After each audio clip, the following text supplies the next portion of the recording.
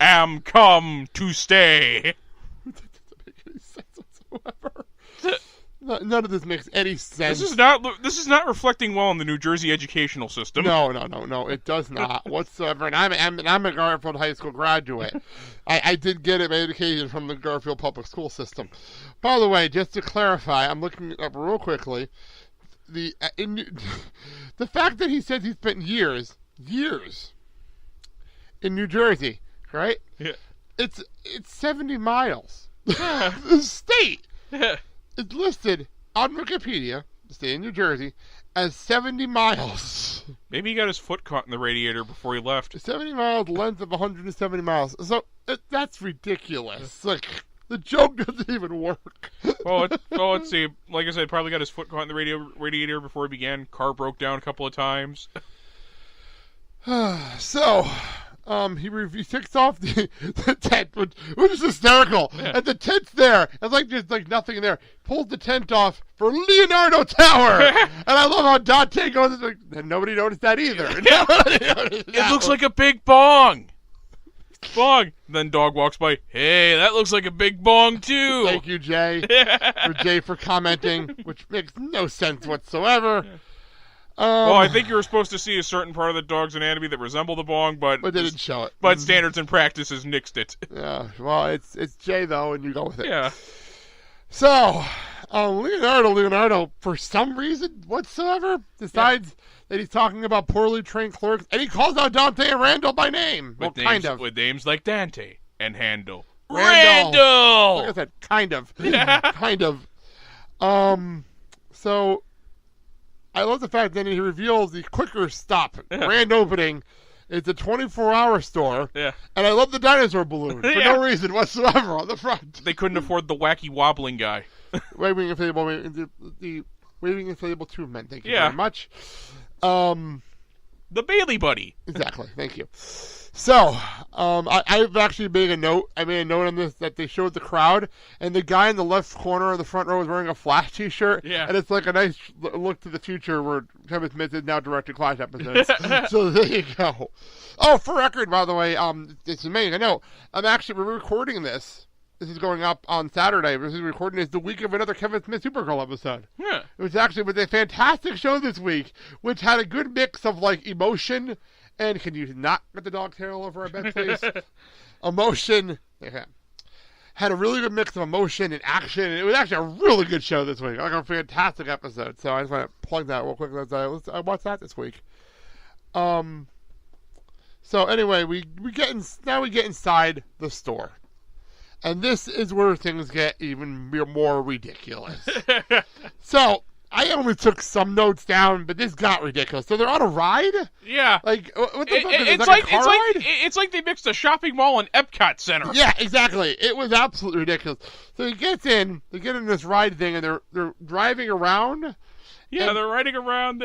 It's basically giving them a nice little tour of the Quicker. I found the entire spiel. Oh, go for it. Do it. Do it. Okay, hold on. Welcome to Quicker Stop, home of both convenience and quality, only Quicker, plus a selection of high-end adult magazines.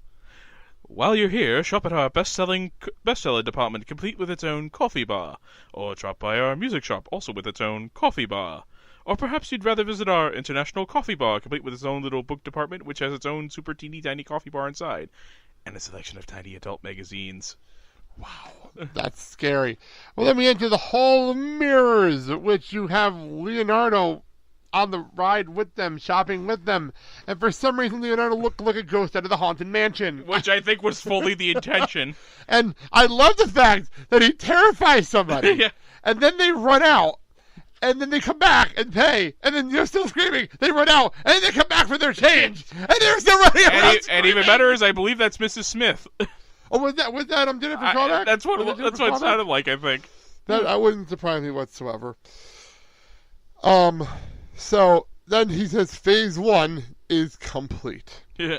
So we cut back outside, and we'll cut back to Dante and Randall, and I think we're in trouble. I don't think so. Yeah. And we cut, and this is where we had to pause it again, because we got to go through the land in Leonardo, right outside of the Quick Stop, of stores that were closed. And we start with the Federal Penitentiary. Okay.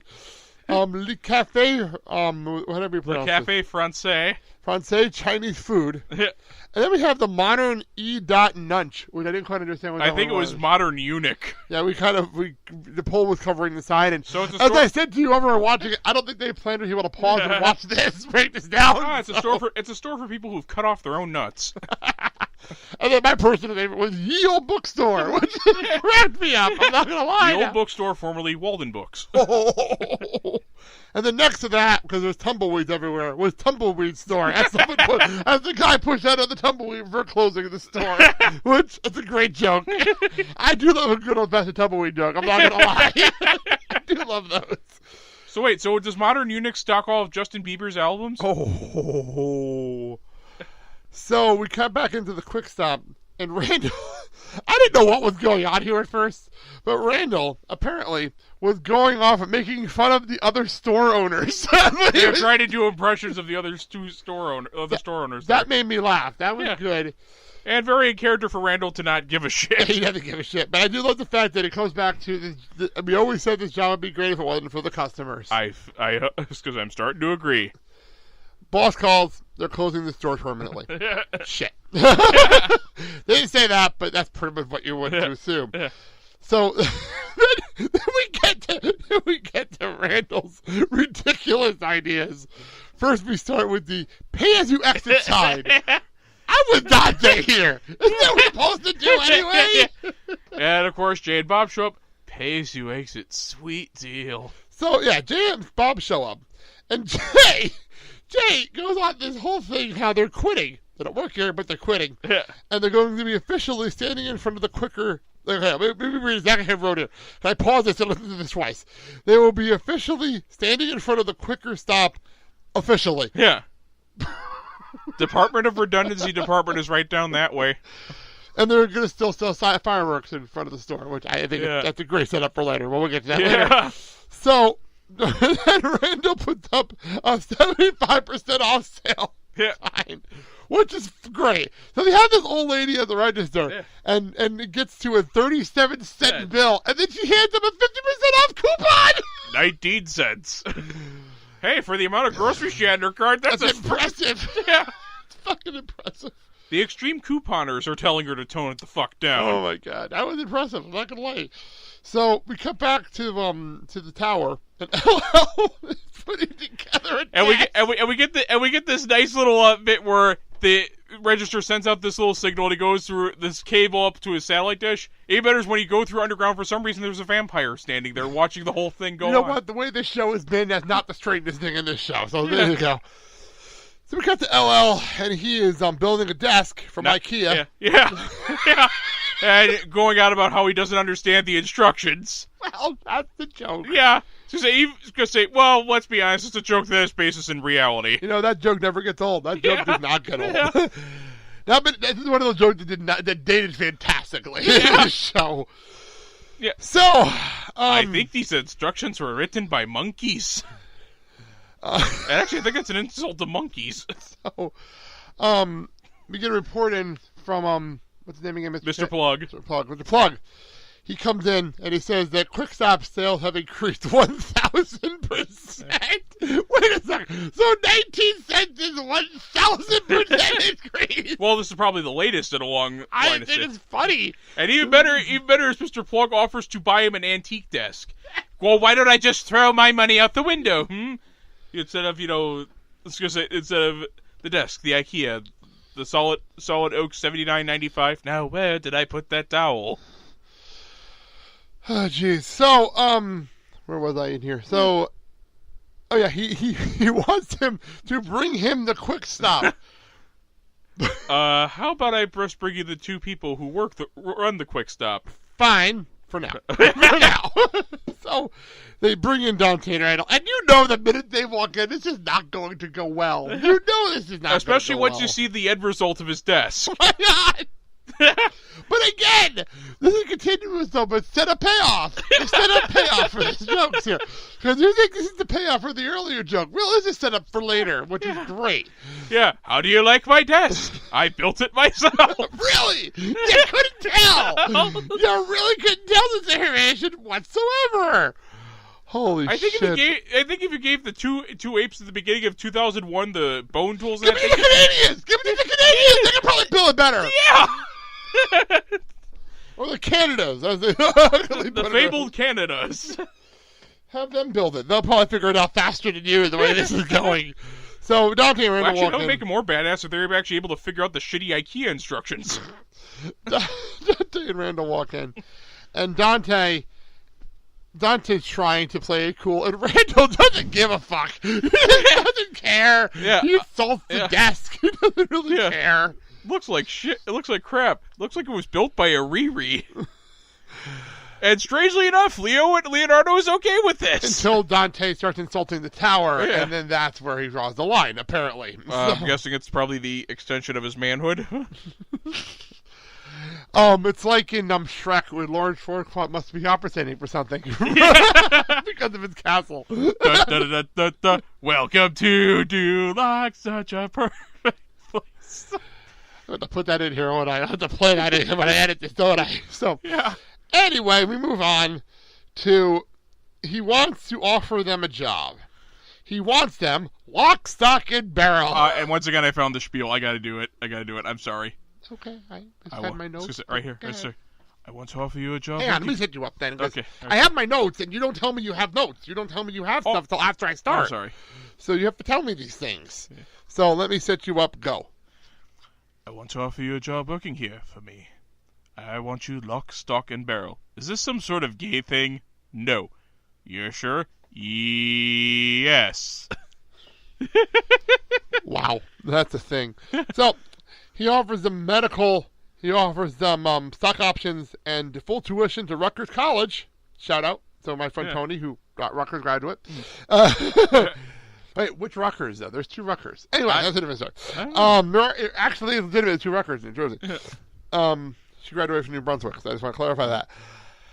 Anyway, so in the middle of this, he takes a call. He takes a phone call. And I love the fact that the detail that the desk is so slanted that the phone keeps sliding down to the bottom of the desk. That made me laugh. So the call is coming in from Canada. And he says getting a call into Canada is only a once-a-week thing, which I thought was funny. That was funny. Even better when he actually cut to Canada. It's Montreal, spelled MON-TREE-ALL. And even better is next to it the pile of guys with a giant satellite dish. You caught this joke. I did not catch this on the redo. And you caught this. Yeah, with the giant satellite dish trying to get the call going through. Yeah, there are five of them, and they're in a pyramid. Yeah. And one of them holding the satellite. And you had to explain this joke to me because I didn't even know what was going on. And they're holding the satellite, and they have two wires connected to it. It's connected to the phone, which the other guy. But the fact that they're all naked wearing maple leaves on their this isn't homoerotic at all. Not whatsoever. And even right after a gay joke. So. And even better is the phone looks like it's one of those coconut props from Gilligan's Island. So true. So fucking true. All right, so where am I? That was what I had in my notes. And why are the Canadians cavemen in this show? I love the fact that they make so much fun of Canada, but now in the future, Kevin's been doing his Canadian trilogy. It's North Canada trilogy. He makes these jokes out of love. It's so funny how that works out. So I love the fact that all this, and Randall's insulted because they took a phone call in the middle of their meeting. Insulted by this. So, despite the fact he had an admittedly decent reason for doing so. It's not. I love the fact that the reaction was no. It's not evil spirits. It's just rain. Fine, just try and kill it. What? What? So that makes no sense. Okay, so hold on a second. They have the technology to make a phone call to him with a satellite dish, but they don't know that rain is not evil spirits. They're probably used to snow up in Canada. Anyway. Oh. Boom. We don't. Okay, so this is where Randall actually turns down the offer and says, "We don't want your fancy, life-changing, move them out of my parents' basement opportunity."